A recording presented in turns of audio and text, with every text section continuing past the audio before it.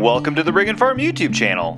In this video, we'll show you how the recent rain has affected the farm, some upcoming projects that we're going to be showing in future videos, and some sausage making with our pasture-raised pork.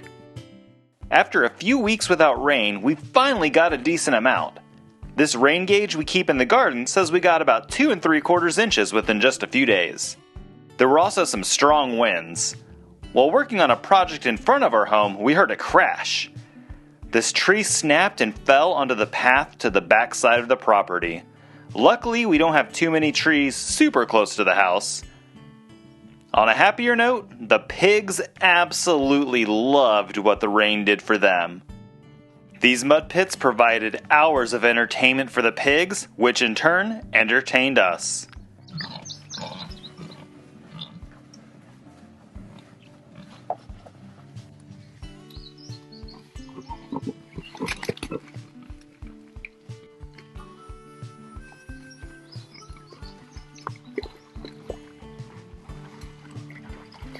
Sometimes we'll collect chicken and duck eggs that'll have small cracks or get laid in a less than desirable place.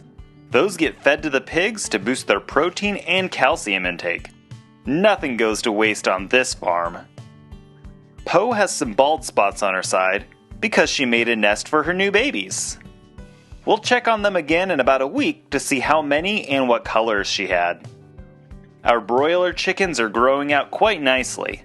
We haven't lost a single Cornish cross from the 26 we received a month ago. They are being raised specifically for our chicken processing workshops that we'll be hosting later this month.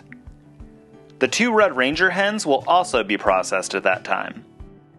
We'll be making a video comparing raising both Cornish cross versus Red Rangers in the near future.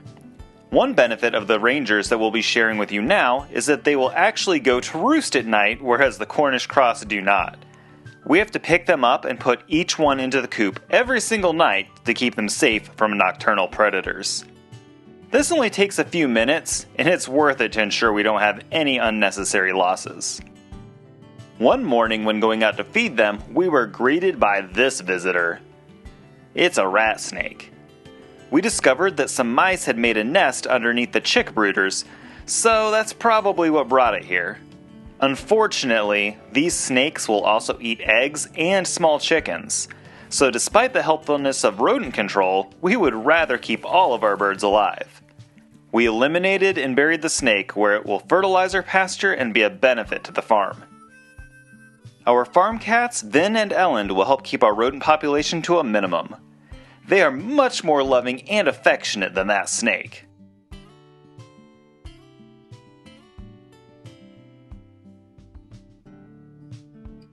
We have this crate underneath our back deck to provide shelter for the kittens when it rains. It even has a nice, comfy bed for them to lay on no matter what the weather decides to do. We've never once seen them go in there. They'd rather sleep in the weeds growing behind our home. It must be their jungle cat instincts that make it a more desirable habitat and playground. One of our current projects is building a 30 by 15 foot lean-to off of our shipping container. We'll show the completed job when it's finished in the next week or two. We planted a variety of onions in our raised beds, and they've been doing very well so far. The first 5 rows of potatoes are doing even better than we expected. These flowers growing on the potato plants are a sign that they're thriving. The additional 3 rows we planted a month after the others are full of sprouts. Here's an aerial view of the potato garden.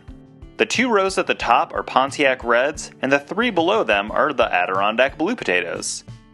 There's a small section in the blues that haven't sprouted. We're not sure if maybe they were planted too deeply or if something else caused the problem. Maybe we'll find out when we go to harvest in about 4 to 6 weeks. Most of our dahlia tubers have sprouted and are doing well. Several of the sweet peas along the trellis have been blooming over the last week or so. We're getting mostly purple blooms, but there are a few pink and white flowers too.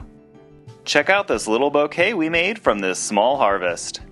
In addition to being beautiful, they smell incredible. We planted some store-bought dried pinto beans and black-eyed peas along this trellis. They had great germination after just a few days. growing hundreds of plants for less than $1 is pretty awesome. All of these trays are full of tomato, pepper, and squash plants, and they'll be transplanted into our garden in just a few days. We planted some second-year asparagus plants in our strawberry beds. Their roots grow at different levels, so they make great companion plants. 2 days later, they grew substantially. That was partly to do with another project we've been working on recently. We built a compost tea brewer. The tea gets siphoned into a backpack sprayer and taken to the garden to fertilize our plants. We'll be doing a much more in-depth video about this after doing some experiments with it that show the benefit of compost tea. Subscribe if you don't already to make sure you get notified of that when it comes out. We used to have 5 pigs on the farm, but we processed one of them a few weeks ago. We got some really nice pork belly that we kept as plain and made some into bacon. These pork chops are incredibly flavorful, tender, and juicy. Our freezer is full of an assortment of chops, roasts, cured meats, and sausage. We even made dog food with some of the organ meats. A few dozen pounds of trimmings were frozen for later sausage making. We're going to show you how we made some bratwursts with 10 pounds of these trimmings. Here are some natural lamb casings that we'll be using for breakfast sausage links soon. They were a tangled mess in the bag, but we managed to get half of them into some fresh water to wash off the salt. We got pre-tubed pork casings for the brats, and it was worth every penny to save the time and trouble of the alternative options. This package came with 3 tubes, but we only needed 1.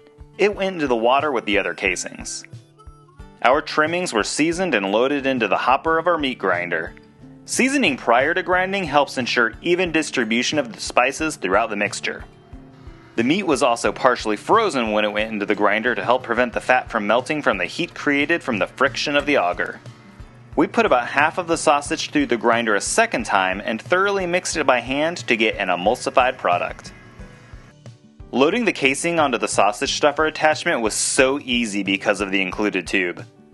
Once the whole thing was on there, we pulled away the plastic piece. A knot was tied at the end and a small hole was pricked to ensure the sausage stayed inside the casing while preventing air pockets. Time to get started! I fed the sausage into the grinder and used the plunger to get it down to the auger, while Ashley caught the sausage and rolled it to keep it on our work surface. No one wants a runaway sausage falling onto the floor. Well, maybe a dog, but definitely not a person who is looking forward to this delicious bratwurst. When we were done stuffing, we twisted them into links and put them on a sheet pan, and then they went into the fridge overnight. The next day, we pulled them out to find that the casings were dry just as we'd hoped. A paring knife was used to cut the links apart into individual brats. On Memorial Day, we simmered some in our home-brewed beer before throwing them on the grill. That, my friends, was the most delicious brat we'd ever had. Ashley's homemade sourdough buns made them even better. The rest of our uncooked bratwursts were packaged and put in the freezer for later. Our freezer is pretty full, but we're not complaining. We recently posted a video that shows how our property has transformed over the last 2 years since we bought it. You should check it out to see how much we've accomplished in such a short time. Thank you so much for following along on our farming journey. We'll see you next time!